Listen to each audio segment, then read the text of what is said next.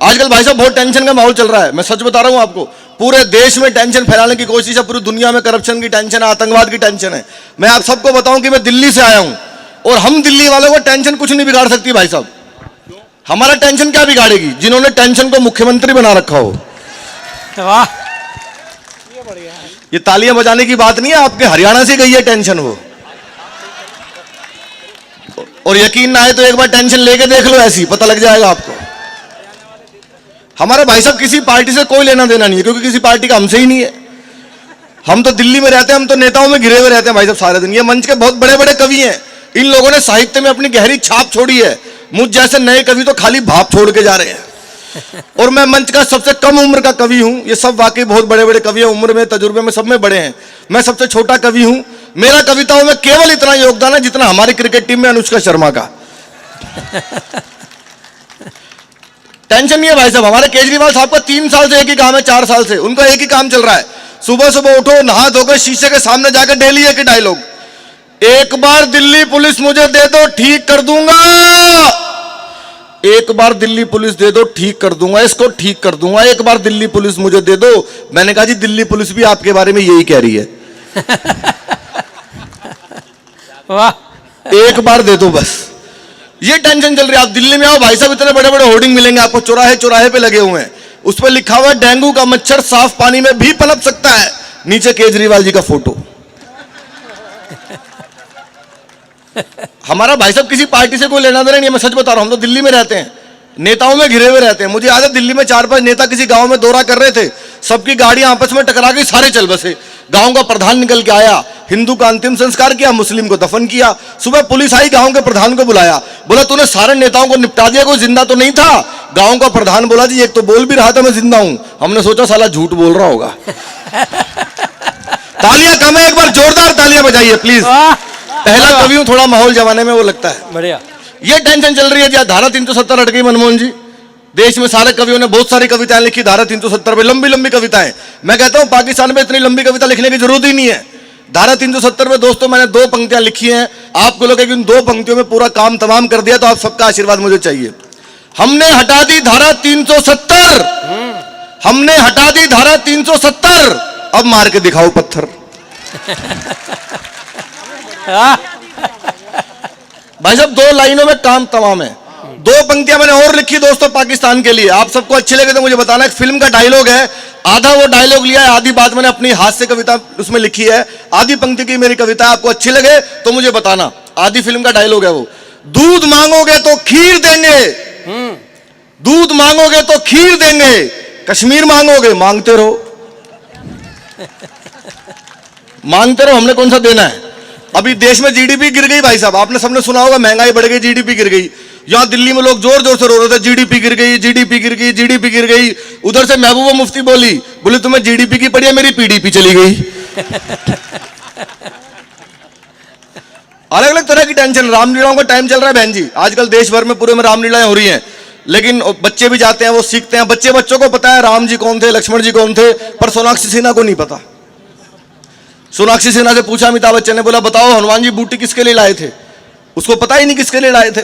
तो मुझे यह समझ में आ गया कि मोदी जी ने एडवांस में शत्रुघ्न सिन्हा को क्यों निकाला था। एडवांस में ही निकाल दिया भाई साहब, उनको पता था क्या है ये सारी टेंशन चल रही है दोस्तों। और हम लोग तो हरियाणा में खड़े हैं, बल्लभगढ़ की धरती पर खड़े हैं, जहां पे हास्य कर रहे हैं, अपने आप में हास्य है भाई साहब। यहां तो बात बात में हास्य करने की जरूरत थोड़ी पड़ती है। मेरी चाची भी बल्लभगढ़ की है। हाँ मुझे पता है, मैं सारी महिलाओं को चाची मान के प्रणाम करता हूं। भाई साहब हरियाणा का आदमी कुछ भी बोल सकता है। मेरे पिताजी 79 में दिल्ली गए थे, आज तक उनके अंदर का हरियाणा नहीं निकला। भाई साहब आज भी रात को 2 बजे ऐसी बात करते हैं, बड़े से बड़ा कॉमेडियन और कवि नहीं कर सकता कोई। अभी रात को दिल्ली में भूकंप आया 2:30 बजे, हमने पिताजी को उठाया, वो रात को सेट होकर सोते हैं। हमने पापा जी उठो भूकंप आ गया। अब हमने न्यूज चलाई, उसमें न्यूज आई, आइए चलते हैं अपनी संवाददाता सुनीता के पास और जानते हैं ताजा हालत क्या है। पिताजी नींद में आंख मसलते बोले सुनीता अब तक जाग रही है।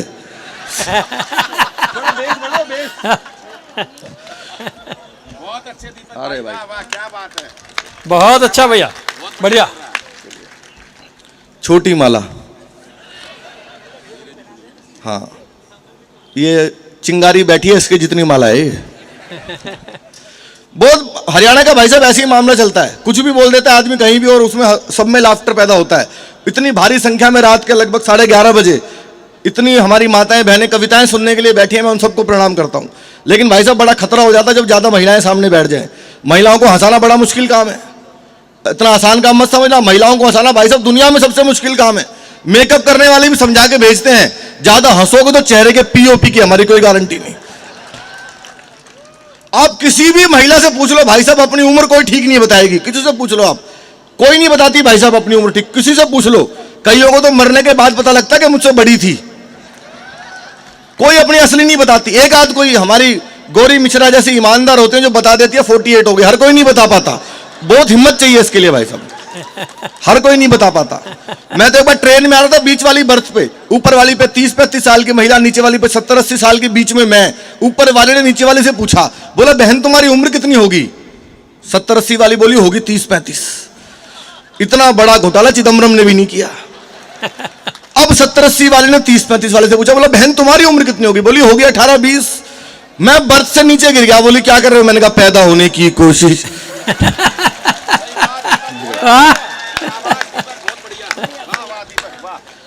बहन जी बच्चे ऐसे ही भागते होंगे अगर रोज, तो जिस दिन कवि सम्मेलन नहीं होता होगा तब कहां भागते होंगे, मैं तो ये सोच रहा हूं। ये मामला भाई साहब मिला। अच्छा मेरी तो अभी शादी हुई नहीं, हुई क्या, हो ही नहीं रही। मुझे पता है भाई साहब शादी के बाद क्या होता है। शादियां होती है, पत्नी अपने पति को बुलाते हैं, इधर आ भाई। वो बेचारा ऐसे जाता है जैसे चुनाव हार के नेता अपने ऑफिस में जाता है। ये दोस्त तेरा बहुत खराब है, इससे बात करना बंद कर, वो उससे बात करना बंद कर देता है। कल से ये खाना बंद कर, वो पीना बंद कर, सट्टा लगाना बंद कर। वो सब कुछ छोड़ के बिल्कुल सुधर जाता है ना, अचानक रोमांटिक होकर बोलती हैं अब आप पहले जैसे नहीं रहे। बेचारा पहले जैसा कहां से रहेगा, सॉफ्टवेयर तो पहले ही फॉर्मेट हो गया उसका। ये मामला है हरियाणा में। मैंने बताया कोई लाफ्टर की जरूरत ही नहीं है। मुझसे पहले गौरी मिश्रा जी आई, उन्होंने इतनी अच्छी सरस्वती वंदना की, मां सरस्वती की इतनी अच्छी वंदना की, उनके तुरंत बाद मुझे बुला दिया। आपको बिल्कुल ऐसा लग रहा होगा जैसे सानिया मिर्जा के बाद मलिंगा आ गया हो। अच्छा देखो मुझे मलिंगा सुन के एक दो अंकल वे भी हंस रहे हैं जिनकी अपनी खोपड़ी जयसूर्या के जैसी है।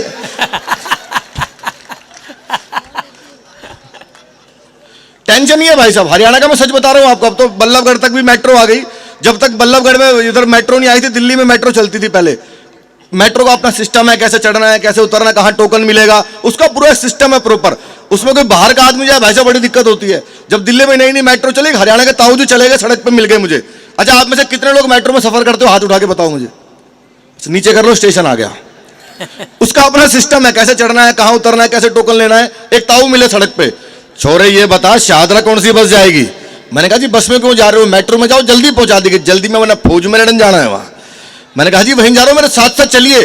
ताऊ जी गन्ना चूसते हुए स्टेशन में घुसने लगे, पुलिस वाले ने रोका, बोला ये गन्ना अंदर नहीं ले जा पाओगे आप। क्यों भाई? अंदर रस नहीं निकलेगा इसका। रस तो निकलेगा, अंदर खाना अलाउड नहीं है। ले फिर पकड़ कर बैठ जा, वापसी में साबुत चाहिए मेरे को। अब ताऊ जी टोकन की लाइन में लगे, मैडम शाहदरा का टोकन कितने का दे रही है? सर 12 रुपए का एक दिया। ठीक लगा ले, 2 आदमी जाएंगे हम। 15 मिनट के बाद जैसे स्टेशन आया, ताऊ जी ने सीढ़ी पे जैसे पैर रखा, ये सीढ़ी में क्या हो रहा है? मैंने कहा ताऊ जी बिजली से चलने वाली सीढ़ियां, इसको एस्केलेटर बोलते हैं, खड़े खड़े पहुंचा देंगे आपको। हमारी गवर्नमेंट ने दिमाग से काम ले लिया बिल्कुल भी। मैंने कहा जी अब क्या हो गया? अच्छा आप सबको लगे कि दिल्ली की अरबों खरबों रुपए की मेट्रो पे, सैकड़ों इंजीनियर्स की 20 साल की मेहनत पे हरियाणा के उस अनपढ़ ताऊ का एक जवाब भारी है, तो आप सबका आशीर्वाद मुझे तालियों में चाहिए।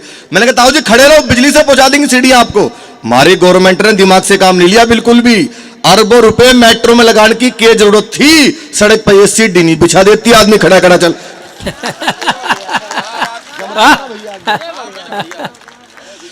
ये टेंशन है सर। लेकिन क्योंकि चुनाव का माहौल है, आजकल पॉलिटिक्स चल रही है, तो पॉलिटिक्स पर मैं राजनीति पर आपको अच्छी अच्छी चीजें सुनाता हूं। मैं आप सबको सबसे पहले बता दूं, ये भी राजनीतिक बात है भाई साहब। मेरा नाम है दीपक सैनी और मेरा राजकुमार सैनी से कोई लेना देना नहीं है। टेंशन चल रही है भाई साहब पॉलिटिक्स की। देश के बड़े बड़े नेताओं को दोस्तों मैं आपके इस मंच पर प्रस्तुत करूंगा। आपको लगे कि वे सारे नेता आपके बल्लभगढ़ में महाराजा अग्रसेन जी के मंच पर आ गए, तो आप जितनी तालियों से सुनेंगे मैं डबल ताकत आपको लगा के सुनाऊंगा। हर नेता का अंदाज अपना अलग होता है, भाषण देने का सबका स्टाइल अपना अलग होता है। मैं कुछ नेताओं का अंदाज आपको बताता हूं, वे लोग कैसे भाषण देते हैं। एक दो आपके इलाके के नेताओं का भी बताऊंगा मैं। एक बिहार में नेता है लालू यादव, आप सब जानते होंगे, सबसे ईमानदार आदमी भाई साहब। जिस जेल का उद्घाटन किया था उसी में बंद रहे। लालू जी का अपना स्टाइल है भाषण देने का। पिछले दिनों भाषण दे रहे थे, 1 घंटे भाषण दिया। सामने से एक लड़का उठा, एक लाइन में लालू जी को निपटा दिया। एक लालू जी जैसी माइक पे आए, नरेंद्र मोदी, नरेंद्र मोदी, हाँ। भाइयों बहनों तब नरेंद्र मोदी, कब अच्छा दिन आएगा, कब। नीचे से एक लड़का उठा, बोला जी 9वीं फेल आपका लड़का उप मुख्यमंत्री बन गया था और कितने अच्छे दिन लोगे। वाह और कितने अच्छे दिन लोगे भाई साहब। एक नेता है नवजोत सिंह सिद्धू, आप सब जानते होंगे। मैं लाफ्टर 3 में सबसे यंग पार्टिसिपेंट था। हम लोगों को माइक ले जाकर रखना होता था, सिद्धू जी को हंसना होता था, पर वो हमसे पहले ही भाषण देना शुरू हो जाते थे। और आपको पता है दोस्तों, एक बार सिद्धू जी भाषण देना शुरू कर दें, या तो भगवान रुकवा सकता है या इमरान रुकवा सकता है।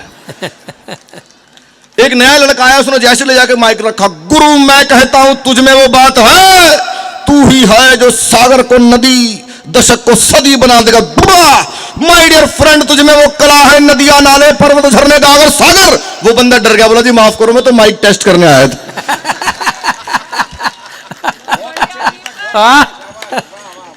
लेकिन भाई साहब, एक नेता मैंने ऐसे ढूंढे जिनका भाषण 3 पीढ़ियां समझ नहीं पाई।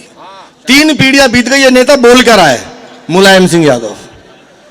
भाई साहब, किसी को समझ में नहीं आता मुलायम सिंह जी क्यों बोल रहे हैं, किसके लिए बोल रहे हैं, क्या कहना चाह रहे हैं, कुछ नहीं पता। अच्छा, मुझे तो क्या उनके बेटे को समझ में नहीं आ रहा। अखिलेश यादव से पूछा आपके पिताजी ने क्या कहा, उन्होंने जो भी कहा ठीक कहा, क्या कहा ये नहीं पता। अभी पिछले दिनों भाषण दे रहे थे और यही समझ आ रहा था राहुल ने मरवा दिया, इसके अलावा कुछ भी नहीं पता। भाई साहब, उन्होंने जैसे भाषण देना शुरू किया, उत्तर प्रदेश का हवाई झंडा हमारे बाद चली गोली देखो पहननी अगर डाई हुए लिख के जितने हमारे चली, राहुल ने मरवा दिए।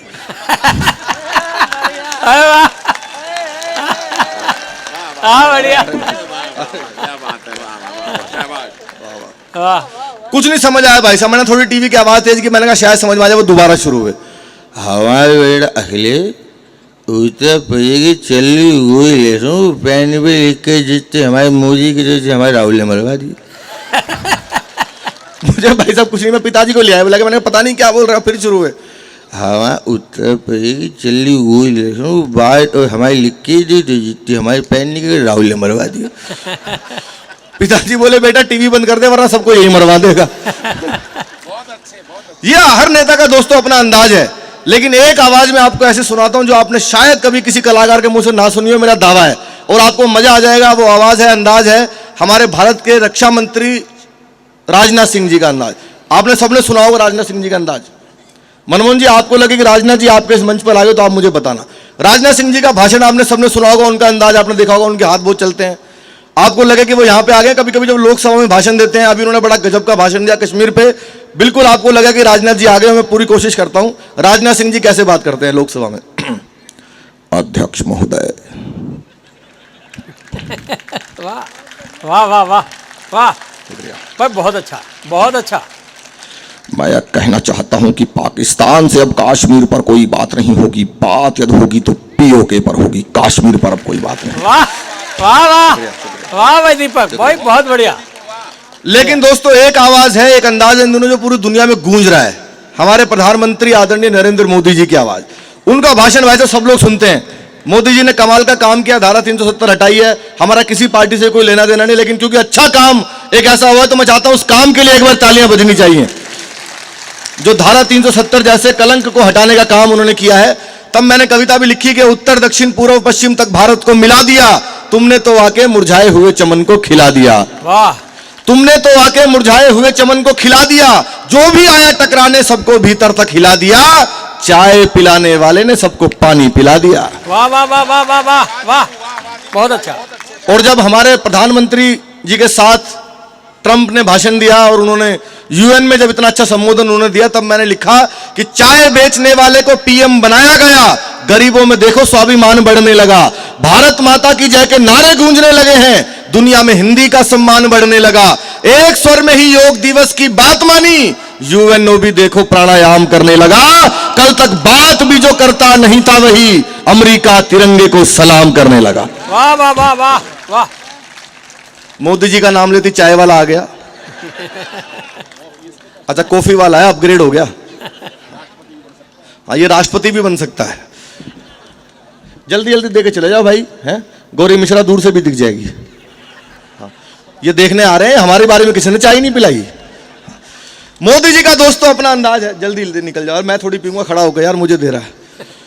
मोदी जी का अपना अंदाज है। भाई साहब आपको लगे कि मोदी जी आपके मंच पर आ गए हैं, मैंने अभी मेरे सपने में आए थे मोदी जी, मैंने उनसे देश की और खासकर हरियाणा की बड़ी गंभीर समस्या पे बात की। जितनी हमारी मातृशक्ति बैठी है महिलाएं, उनको बड़ा आनंद आएगा। बहन जी एक बात देखी होगी आपने, पिछले दिनों हरियाणा में सबकी चोटी कट गई, पता है ना आपको? वो आज तक नहीं पता भाई साहब किसने काटी। मोदी जी मेरे सपने में आए, मैंने कहा मोदी जी आप प्रधानमंत्री हो, सैटेलाइट वगैरह से पता लगवाओ किसने काटी, नासा वासा से बात करो। मोदी जी ने चोटी कटने पे भाषण दिया और पीछे पीछे आ गए अरविंद केजरीवाल। आपको लगे कि दोनों लोग यही बोलते तो पूरा लोकतंत्र का उत्सव हम लोग मना रहे हैं, उसको मनाइएगा। पहले मोदी जी आए, मैंने पूछा भाई साहब सबकी चोटी कौन काट के ले जा रहा है? भाइयों बहनों, मेरे देश में कोई चोटी काट कर ले जा रहा है, कोई चोटी काट कर ले जा रहा है भाइयों बहनों, और ये हमारी माता बहनों को केशलेस बना रहा है।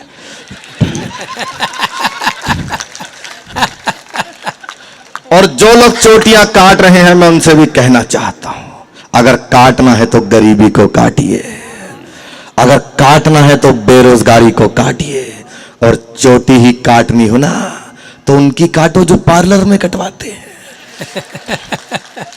भाई साहब पीछे पीछे केजरीवाल जी आ गए, आपको लगे पॉइंट और कोमा के साथ वो बिल्कुल यही बोलते तो आप सबकी तालियां मुझे चाहिए हाथ उठा के। मैंने केजरीवाल जी से पूछा, मैंने कहा भाई साहब सबकी चोटी काट के कौन ले जा रहा है?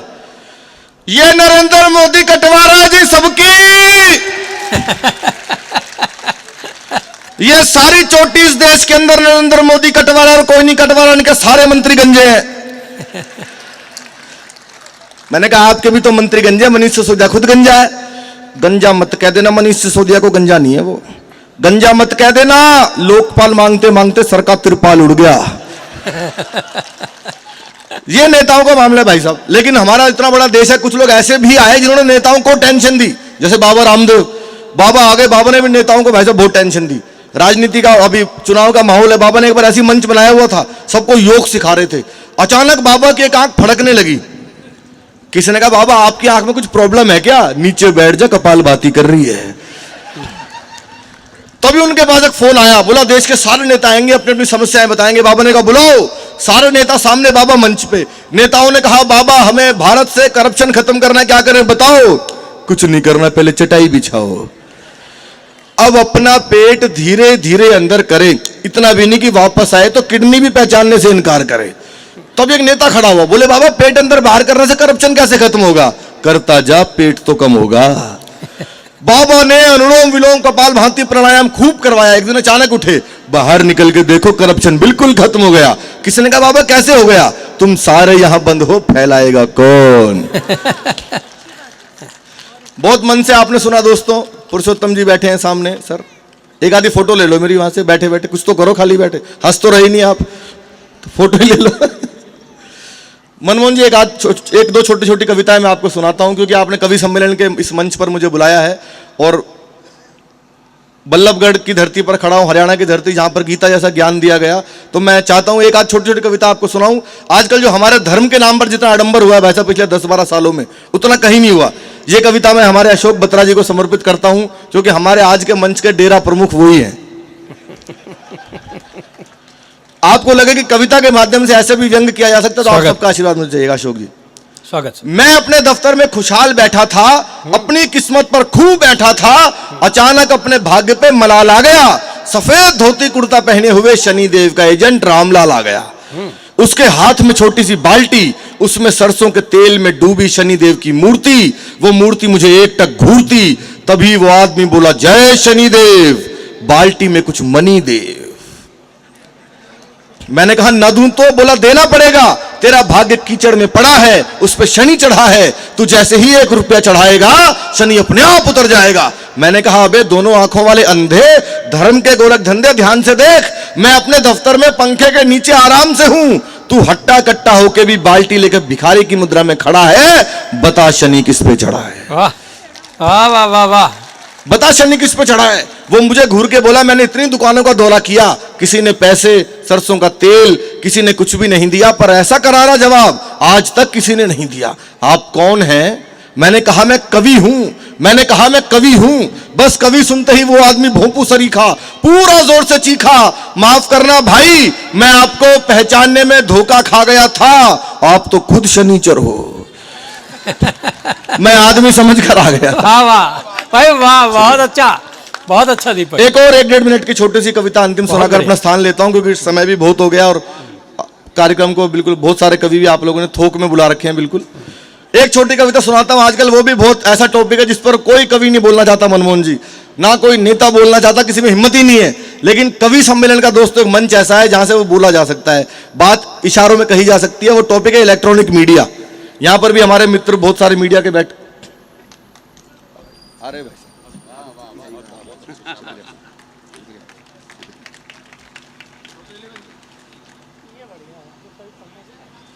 कवि के बीच में आ गया, बताओ।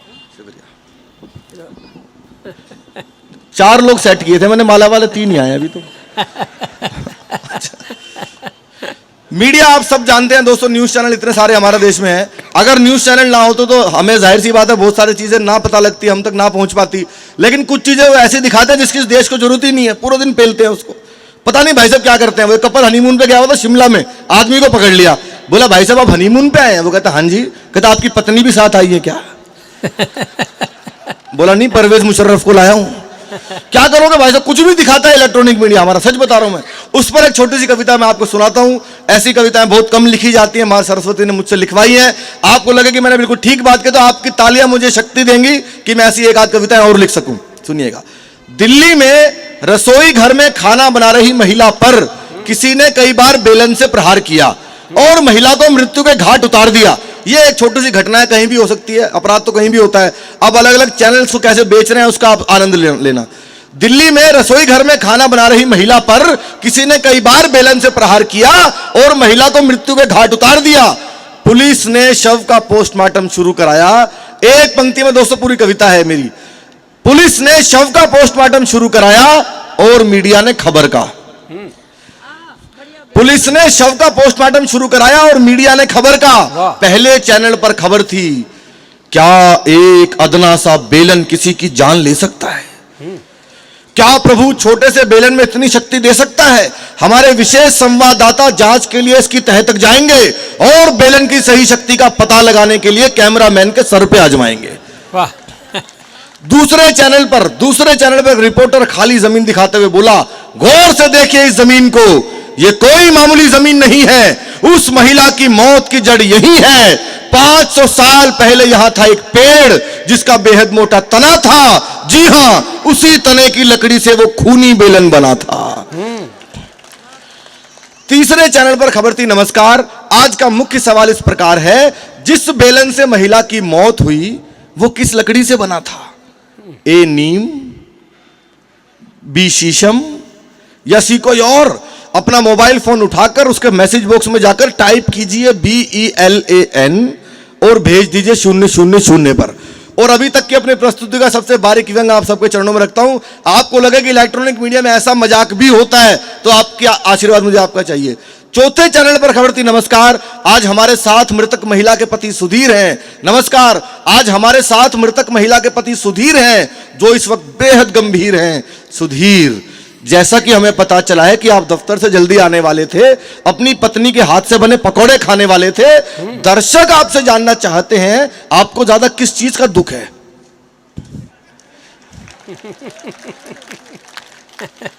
जैसा कि हमें पता चला है कि आप दफ्तर से जल्दी आने वाले थे, अपनी पत्नी के हाथ से बने पकौड़े खाने वाले थे। दर्शक आपसे जानना चाहते हैं आपको ज्यादा किस चीज का दुख है, पत्नी के मर जाने का या पकौड़े ना खा पाने का? इतना सुनकर सुधीर रो दिए। रिपोर्टर फिर बोला, सर थोड़ी देर अपना गम दबा लीजिए, मन को मत मारिए, पकौड़े बाहर से मंगा लीजिए। बस इससे ज्यादा मैं नहीं देख पाया इलेक्ट्रॉनिक मीडिया का द्वंद। तुरंत अपना टेलीविजन किया बंद और यह विचार किया कि सबसे अलग होने का दावा करने वाले ये चैनल्स झूठ के पालने में इतना झूल गए कि ज्यादातर मीडिया चैनल तो सत्य दिखाना ही भूल गए। वाह वाह वाह वाह वाह वाह वाह। ज्यादातर तो सत्य दिखाना ही भूल गए। ये इधर उधर से उल जुलूल खबरें सहेजते हैं, फिर उसे मन चाहे दाम पर बेचते हैं। और हकीकत तो ये है दोस्तों, सबसे तेज होने का दावा करने वाले ये चैनल्स धीरे से ही सही पर सत्य सत्य और केवल सत्य दिखाते तो हमारे देश में हत्यारे, चोर, अपराधी, भ्रष्टाचारी, बलात्कारी शायद नहीं पनप पाते, शायद नहीं पनप पाते।